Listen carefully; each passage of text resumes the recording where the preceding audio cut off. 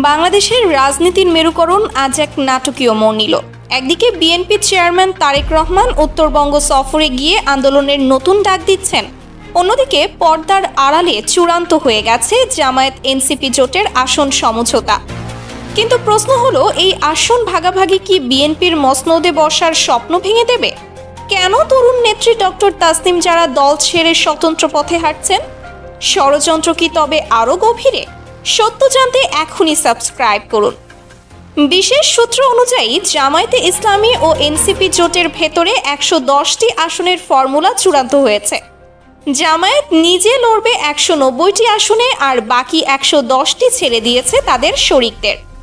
এর মধ্যে ইসলামী আন্দোলন পাচ্ছে 45টি আসন এবং নাহিদ হাসনাতদের এনসিপি পাচ্ছে 35টি আসন। জোটের এই শক্তিশালী অবস্থান বিএনপিকে সরাসরি 3টি চ্যালেঞ্জের মুখে ফেলেছে। তারেক রহমান কি পারবেন এই সম্মিলিত শক্তির বিরুদ্ধে একক সংখ্যাগরিষ্ঠতা পেতে?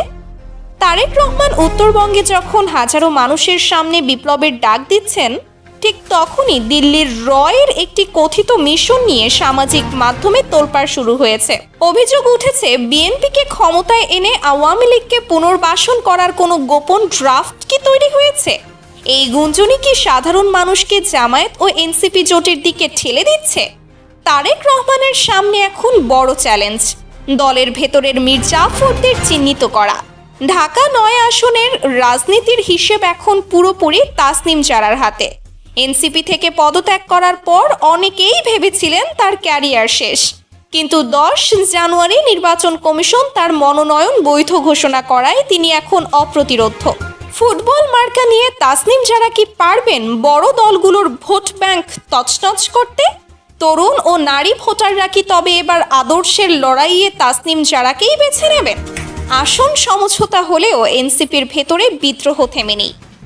জোটের ভেতরেই কি চলছে বড় কোনো রাজনৈতিক চক্রান্ত? তাসনিম জারা কি সেই চক্রান্তের কথা আগেই বুঝতে পেরেছিলেন?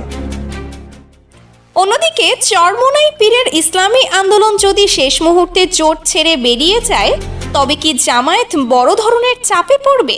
এই সব জটিল প্রশ্নের উত্তর লুকিয়ে আছে আগামী কয়েকদিনের রাজনৈতিক চালে। 12 ফেব্রুয়ারির নির্বাচন কেবল একটি ভোট নয়, এটি বাংলাদেশের সার্বভৌমত্ব রক্ষার লড়াই।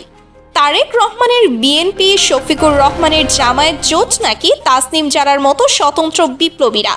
কার হাতে থাকবে আগামীর বাংলাদেশ?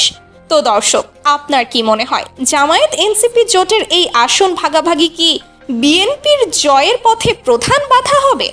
আর স্বতন্ত্র প্রার্থী হিসেবে তাসনিম জারা কি ঢাকা 9 আসনে জয়ী হতে পারবেন? এছাড়া ভারত কি সত্যি বিএনপির কাঁধে ভর করে আওয়ামী লীগকে ফেরাতে চায়? আপনার মতামত কমেন্টে জানান।